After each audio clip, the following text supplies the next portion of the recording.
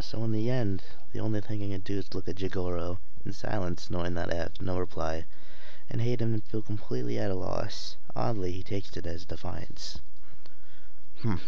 Fine then. Have fun with that. Picking up his sword and using it to pull himself to his feet, he turns and casually saunters out of the room. I want to throw my book after him, but I'm happy to finally be alone, even if I'm not in the mood to read any longer. Oh, there was one of these? There were one of these? I could have waited another, minute in the last part, but, whatever. Our return trip to the school kept getting delayed in one way or another. Shoujo and Misha come back so late that there's no use even leaving, and we end up staying another day. The morning after, we missed the train by a single minute, and then the next two don't arrive. We missed the fourth train because I wandered off to get a drink in the meantime. Shizune wasn't very happy about that. By the time I finally get back to my room, I feel so tired, even though I spent most of my ride back sleeping. I can't say it's only because of today. This seems like a familiar symptom of traveling. It's not the first time it happened.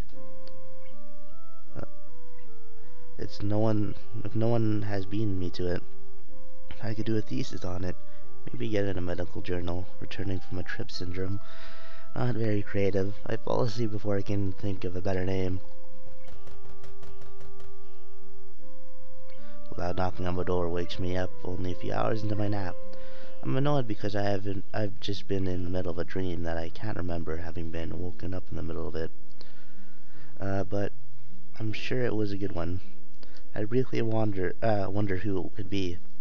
It's not like I can get many visitors, so I'm sure it's just Kenji. I hope he's just rolling out the welcome wagon and not going to hit me for money again. If that was the case, I'd be almost touched. Well, not touched enough to fight off the urge to roll over and go back to sleep, though. Is that it? You're just gonna...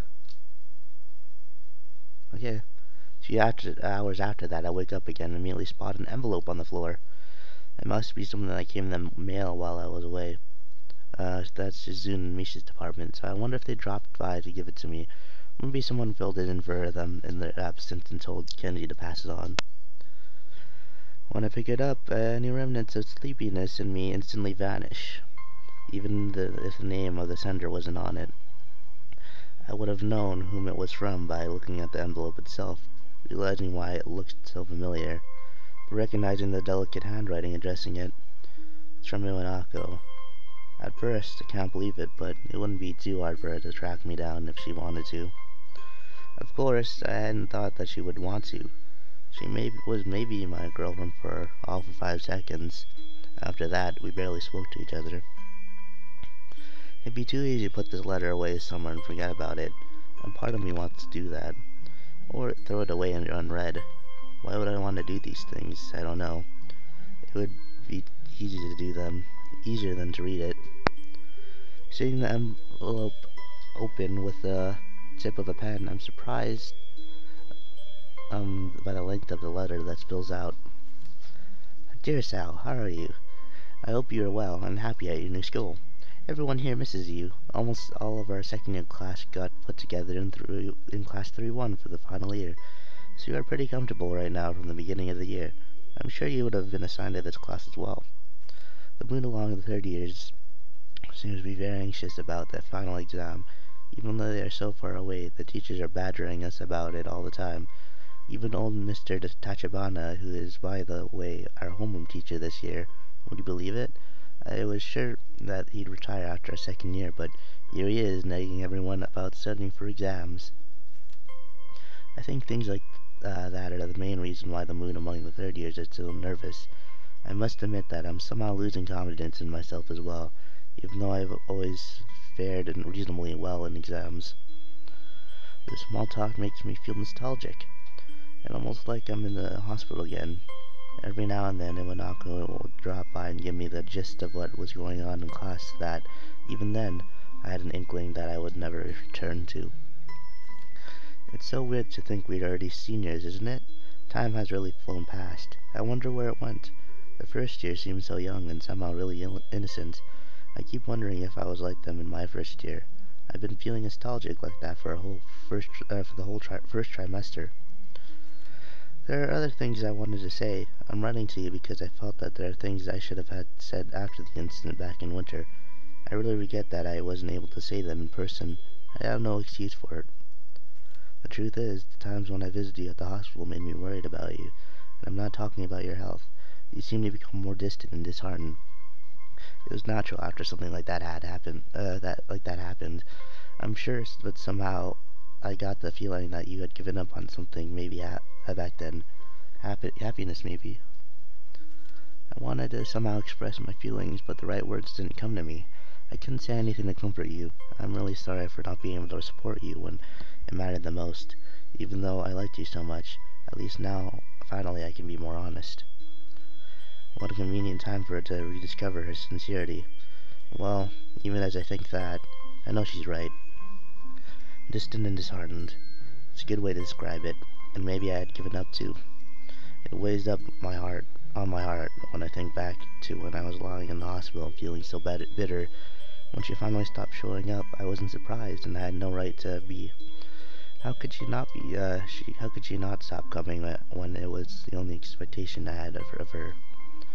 She dropped by only for all of the 6 weeks after the incident.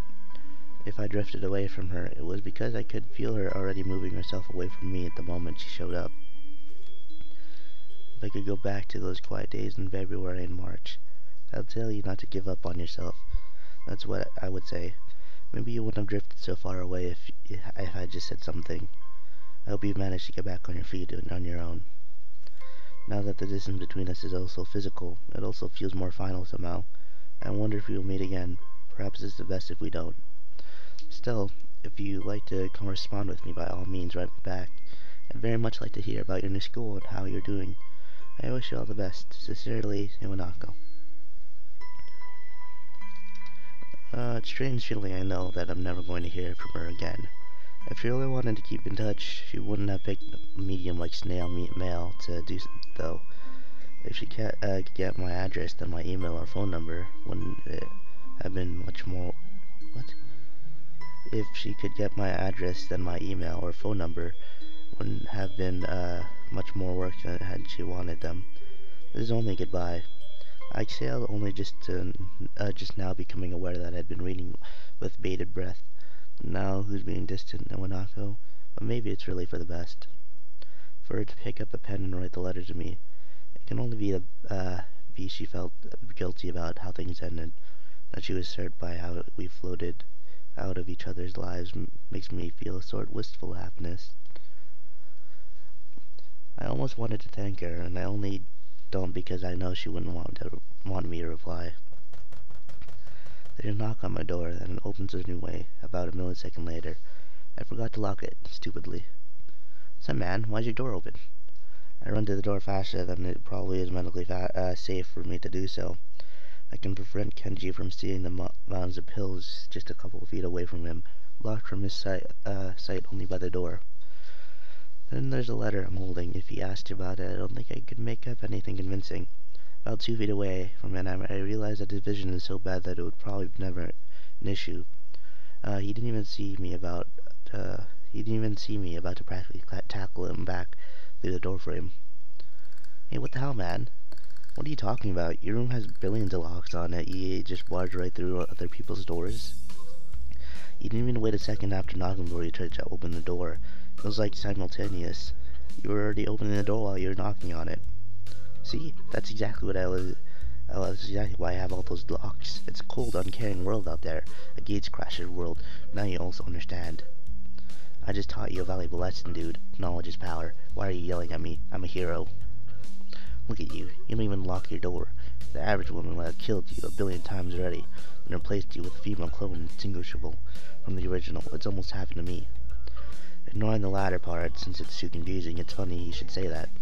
He was unable to stop me from tackling him head on, yet apparently a woman could have killed me a billion times. If this man is a hero, we are all doomed. What's that you got there? Somehow he's able to see the letter still in my hand with how I've been waving it around. There's no surprise. I hold it back up quickly to take care of it, not to whip it or behind my back or anything else. That'd be too suspicious. It seems like I'm jumpier than I thought about it when Naka writing to me. I got a letter. Oh yeah, I put that there. I was sleeping, then I woke up because I heard explosions. I put on my helmet and then peeked outside to see what was going on, but it was just the student council woman banging on your door. It was the only one. It was the one with the pink hair. She was knocking so loudly that it was obvious she was filled with murderous rage at you, and she somehow sent me behind her, and I tried to escape, but it was too late. She caught me and started pointing at the door. I opened my mouth to tell him that she's deaf. What? I opened my mouth to tell him that she's deaf, but decided not to, for various reasons. I didn't really get it, and she got more and more pissed off like an old man trying to use a touch-screen phone.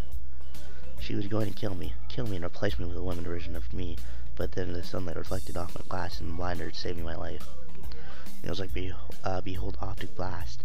I don't get how someone with glasses can get hurt by glasses. She used them too. She should be immune to the death rays, but whatever. She gave me this envelope with your name on it and just left. Clearly, she was out for blood, so I lied and said you were away. I think you were away, right? I've been trying to ask if you wanted to help me with your homework. What? If you wanted to help me with my homework for a week now, but kept getting no answer. Welcome back, man. Thanks. Yeah, so she gave me this envelope and it had your name on it. I didn't want to hold on to it because what if it was a bomb? So I just shoved it under your door when she was gone. I was gonna tell you, but you got back before I could. At least it was not a bomb. Gee, thanks. I'm not going to help you out with your math homework because what if your math textbook is a bomb? He looks devastated and also looks like he's considering the possibility that it really could be a bomb. I guess it is possible, since no one really uses their math book all that much. I throw the ladder on the dresser behind me and turn to leave, swinging the door shut behind me. As I do, it glides against the tip of Kenji's shoe and bounces back open, while he hops around for a bit, acting like it hurt way more than it should have. Before I know it, he's running inside my room. I'm powerless to stop him before he scoops up the ladder, strangely ignoring the tower of pills bottles surrounding it. Don't just read mail, that isn't your own. Come on, what is it? A love letter from your girlfriend? Does it include any photos, sexy photos? Reclining against the dresser and paying no mind to the bottles, he sends all over the floor. He sends all over the floor by doing so. Kenji quietly reads through Naka's letter. The process takes seemingly forever with how close he holds it up to his face. It makes it look like he's trying to eat it. Who is Iwanako? My ex-girlfriend. Ex-girlfriend, huh? This is a breakup letter then? I thought they were a myth. No, I guess it is, but really, she's been my ex-girlfriend for a while. Anyway, I think I'm already over it. Kenji gives a thumbs up, clearly relieved that I'm not going to take this into an awkward direction, although I almost want to since I told him not to read it. Yeah, that's a good attitude. It's alright. I had a bad breakup too, but you can't let it get you down. I mean, just look at me. But hey, she wrote you a letter. Maybe she wants to get back together, huh? It says right there, write her back. You should do it. Isn't she cute? For a guy who thinks feminists are working to enslave men everywhere, he really is interested in cute girls. I have a girlfriend. Besides, look at the context. She doesn't want me to write back. Just because, that's what it says, that isn't what she means. Well, that's what she wrote. This rockfish kid chick totally still wants you. It even says right there. I read it and know what it says. I read it, I know what it says. I told you. You have to look at the context.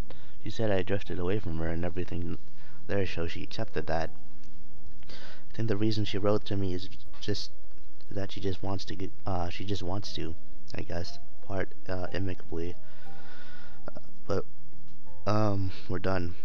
She doesn't want to get back together or whatever you're thinking. I think about it more. It sounds to me like I'm just trying to make more excuses for myself. It's not a good place to be. And positive that she doesn't want me to write her back. I can live with that. If I were to write her back and get less than a desirable response or no response, then I would just be crushed. Perhaps the fear of what that is why I'm trying to justify my decision. It'd be, but I don't want to think about it. The thought is oddly repulsive. Why is this such a big deal to you anyway? Because you should write back to her. She wants you to. I want to see what the response is going to be. Damn, it doesn't even have to be a nice letter. That's cool too. But you could write an angry letter and call her out. That's my new attack strategy. I'm just going to call a woman out. You should try it. Even if she wrote me a letter, you have to understand what that means. Writing someone a letter is different now. It's not something you should just do, not in the kind of situation. You can pick up your phone and call someone across the world in an instant and talk to them, almost like they were like they were there with you. Or send them an email, they'll be notified instantly that they got it and can reply back just like that.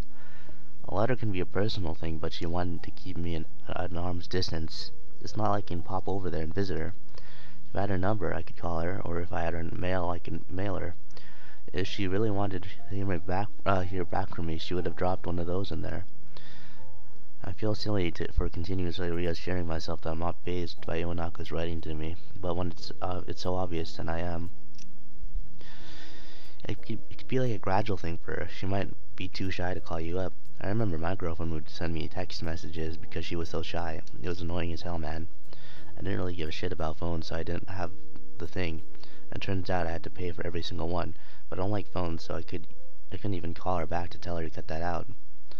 I did anyway, though. I called her out, and I even used the phone. It was literally the call out. I guess it was. Even if he's right, it means that Iwanaka still wants to keep her distance from me, and she's not ready to chat with me comfortably. Why? Am I some kind of freak? I'm not reassured by her actions anyway, in that case. Maybe I'm overthinking it, but I just don't know. Kenji can't think of anything to say that, and the silence that follows is so awkward and thick that I start to count the seconds until he makes up a reason to leave and excuse himself. I miss her. Your ex? Yeah, even though she was insane. It was nice being with her. My back hurts. If she were still around, I could tell her to massage it. I don't know how to use an oven either. I miss baked foods. And we could go bowling in the hallway sometimes. I miss that too. I had to bowl all by myself during the last festival. You bowl in the hallway? You're gonna hit someone. They say that all the time. Kenji sighs nostalgically, clearly not appreciating just how badly someone can get hurt by slipping on a bowling pin. Apparently neither did his girlfriend, since she bowled with him. What a strange definition of love, but I guess it's something. Maybe you should write her a letter. If she writes back, you can get married. Married? No, no, no, no, no, no. Okay, fine, but why not? You clearly like her, even though you hate women. Feminists. No women. Feminists. There's a difference. They're non-feminist women. Damn, your discrimination is incredible. Correlation doesn't equal causation. Or causation. Even if she is insane and a woman, that doesn't mean she's a feminist. Insane women. It's like how the absence of evidence isn't the evidence of the absence. If it's true, then by the relative property of the presence of evidence doesn't equal the evidence of presence. Actually, I think it is, and I don't think it's called relative property. No, shut up, it's mathematics. Are you saying math is wrong? I think he's wrong. So even Kenji has someone that he likes. I'm tempted to ask why he and his ex broke up, or to dig for more information in general, but I shouldn't. Not only would it be prying, but he might reverse the question back to me. This conversation makes me think about Shizune. Although the thoughts I'm having are scattered and wispy, just questions. I wonder if I even had the chance to love Iwanako, and the whole situation with her still stings me, a sour note in the back of my mind. I like Shizune much more, yet it feels like I'm chasing her even now. I don't mind the chase, but I want to close the distance between us. Iwanako's letter is responsible, but I've also felt the way for a while. I've come closer, but it's still not enough. I'm gonna try again right now. I tell Kenji to get out so I can change and then head for the student council room. The grounds are mostly deserted today, which is a shame because it's so nice out. No one answers when I knock. I try to go in anyway, but it's locked. When I pull my hand away from the doorknob, it's covered in dust. Looks like no one's been here since we left. Since I'm already out here and dressed, might as well get something to eat in town. My wallet's in the back of my room, though. On the way back there, I stumble across Misha sitting down behind the main building. Her eyes are closed in sleep, and she looks very tranquil. It's also been hard to picture her not constantly bouncing around or hopping the tips of her toes impatiently. The first instinct is to call out her and ask her if she has seen Shizune, or if she wants to go in town with me. But now that I've seen her, I don't feel like disturbing her. I leave her alone. What? Alright, if that's what you want. She looked kind of sad there, but alright. The first time days after I was back, I almost forgot that I was the student council. I managed to pick up here and there that the student council usually got swamped with work around the end of the break, but it didn't have to be the case. A few times when I managed to catch June or Misha, they were in too much of a hurry for me to get a chance to ask if they needed help. Anytime they weren't, I'd only be able to get a hold of Misha. Shizune would say something about how there was work, but it was so little that involving either Misha or I would only bore us. After a while, the idea of having some free time again had started to grow on me, though there were still periods where I felt like I had too much of it. Just when I was getting used to it, though, things changed again. Now I find myself back in the student council room arguing with Shizune about whether tissue boxes make good ballot boxes or not. I'm telling you, the work is just fine as long as we get the cube-shaped ones, not the rectangular ones. Misha, can you sign that to her? I've got my hands kind of full. On second thought, forget it.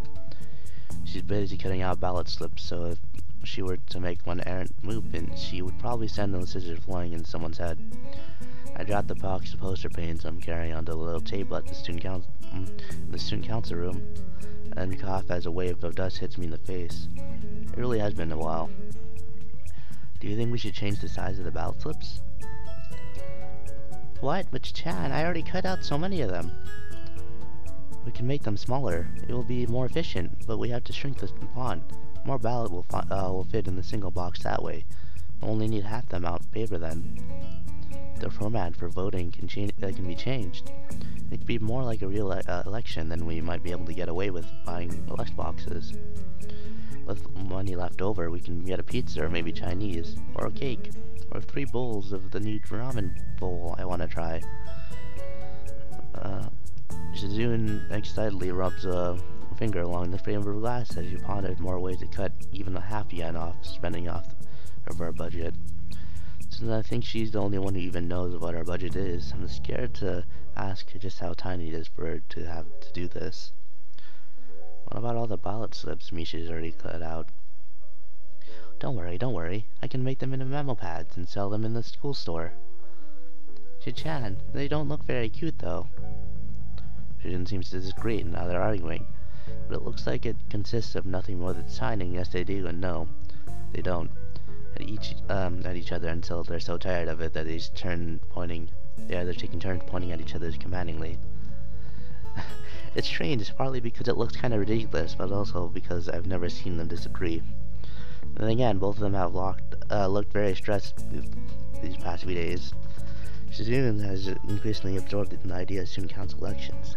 Though they're months away, I imagine this is how politicians act when they realize our regime change is imminent and their era is over.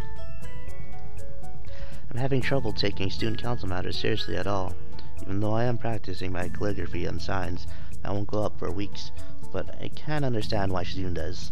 After all, she has been student council president for 3 years. According to her dad, she had wanted the job for even longer. I guess 3 years is too short of a career for her to leave feeling satisfied. Did the last student council go through this much trouble to make it a smooth transition for you? She makes a chagrined face that tells me they weren't very helpful at all. I guess you're doing all this to set a good example then. That only comes into play if they learn anything from it, Hichan. If they don't, I'll be hyper mad.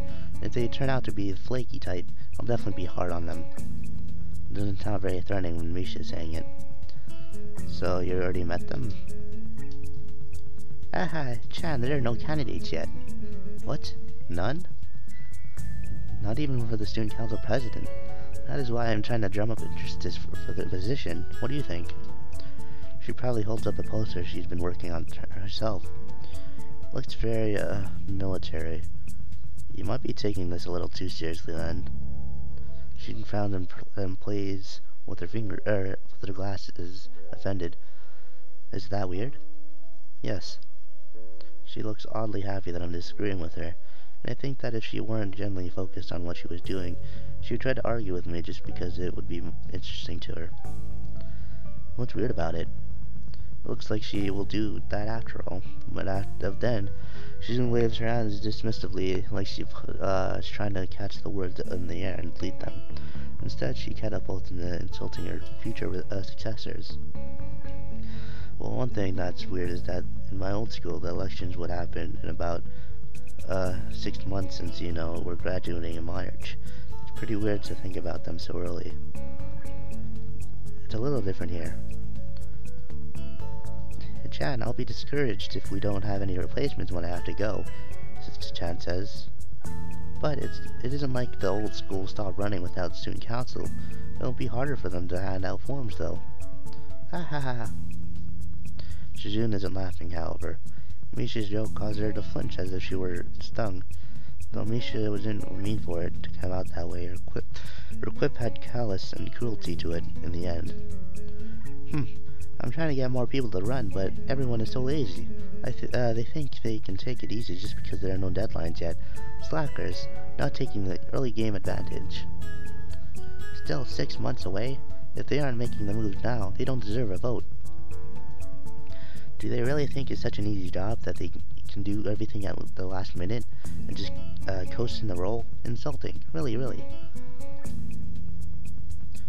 They're going to be eaten alive once they have to sit at this tiny desk and see just how much work they had to do. If this were a real election, they would be in deep trouble. I was reading about Japanese campaigning laws the other day. Only the bad ones for some reason. For a second, Shizune was talking like her father there, and it was coming out of Misha's mouth. Creepy. Well, first off, Shadow Shogun, can't really make that call. They'll be elected second. It's just a school election. It's not like running for city council or the Diet. I don't think Japanese campaigning laws apply. Third, although I don't want to say it, I'm nervous that Shizune is so enthusiastic about this, talking of elections and votes. According to her dad, she wasn't even elected herself. Come to think of it, I can't remember Shizune ever saying she was elected either. Then, did she get this position by being recruited into the student council, and having it fall apart until she was the only one left? Somehow I never considered it. No, I don't know what to think of that, but I wouldn't be surprised. We're only 3 people strong now. If the circumstances behind her becoming the student council president were that sad, I wonder if there will be a vote after all. Interest could just be that low, or non-existent really, then all her energy would be going towards nothing. I slap an exclamation mark on the end of the poster I'm working on. It's a little plain, so I think adding one is okay. Actually, it still might be a little too plain. I make the mark twice as large. I still say that you need to slow down. If this stuff isn't going to be relevant for months, maybe you're working a little too hard on it. That's what I think. You're worrying too much. I don't know how to sign the word relevant. I tried and only end up looking up a long line of paint where I didn't intend to. There's no way I can fix that. Mish, could you ask her that? She didn't giggle silently, clutching her teeth so that no sound actually comes out. Because there's a lot to worry about. Like what? Like usually the boxes end up looking very pretty, so people take them. Have to plan for that. Waha, we should make them funny looking this time, so no one will take them. How about that, Chan? We can draw some weird faces on them, or we can put little pictures of Zune on each one saying stealing is wrong. No, it's not funny. It's not the only problem here. There's a voter turnout, of course. And the worst case scenario would be not having any candidates. Although it seems she meant it jokingly for the way she smiles. She signs it. That isn't how it comes out. Even Misha understands that the possibility is very real. And though she tries to salvage the mood by punctuating Shizune's statement with a laugh, it doesn't work. What is wrong with both of you? I was just making a joke. This is actually, there actually is some interest this year. If there wasn't, I wouldn't be, what? If there wasn't, would I be doing all this work? I'm not stupid. When the elections are over, I'll buy everyone dinner. I'm already planning it. Even the new student council? No, they can buy their own celebration dinner. It will only be for the current student council. I'll be happy once I'm through having to do these thankless jobs all the time. A dinner just for us? Yay, that's a little party. That's like a little party, Shichan. Our cheerfulness is obviously forced. I say nothing. For the rest of the period, which fortunately isn't very long, we work in silence. After classes, I find the student council room locked. It's strange because Shizune was so busy earlier that I would expect her to continue working after school. It would be what she would normally do. Maybe she listened to my suggestion and decided to take a break. I'm hoping it's that simple. Feeling a little uneasy, I take a brief stroll around the school. It's only half conscious. I can't remember when I started moving my feet, but I've already covered enough of the campus that I'm starting to feel tired. Not that that means anything now. There's a short stroll around the school grounds and I'm already winded. Really pathetic. Before I know it, I'm back in front of the student council office. There's someone else too this time. But I think we'll see who that is. Next time. Hope you guys enjoyed. I'll see you guys next time. Bye-bye.